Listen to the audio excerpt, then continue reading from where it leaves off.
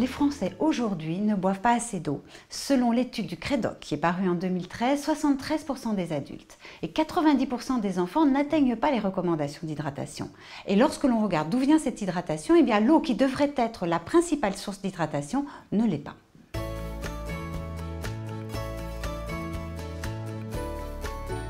L'eau est le principal constituant de l'organisme, 75% chez le bébé, 60% chez l'adulte et 50% chez la personne âgée. Et tous les organes contiennent de l'eau à des degrés divers. Le cerveau en contient 73%.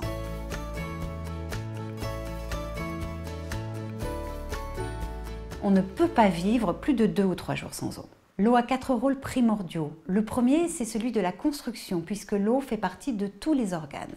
Le second, c'est un rôle chimique. Le troisième, c'est celui de la thermorégulation. Enfin, le quatrième, c'est un rôle de transport, puisque l'eau est le principal constituant du sang.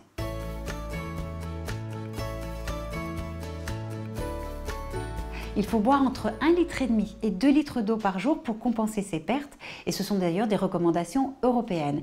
Et puis, il faut adapter son hydratation aux conditions de température extérieure, à la fièvre, à l'activité physique et également à ses habitudes alimentaires, puisqu'une alimentation riche en fruits et légumes sera très hydratante.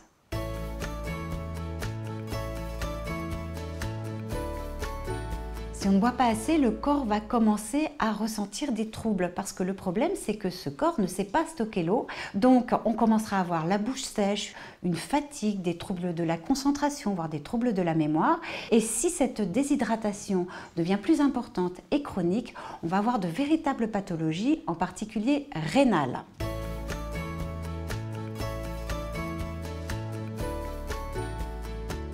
Pour bien boire, il faut placer des bouteilles d'eau partout, dans sa maison, au bureau, dans son sac à main et dans son sac de sport.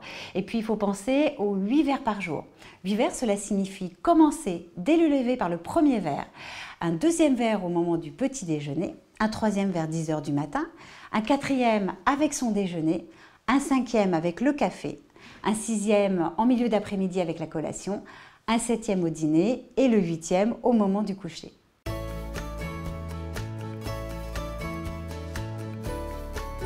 Il est très important de pouvoir choisir une eau minérale naturelle parce que, outre l'hydratation, elle va permettre un bon apport en minéraux, des minéraux dont on manque souvent, le calcium et le magnésium. Pour savoir comment choisir son eau, eh bien, il suffit de regarder l'étiquette.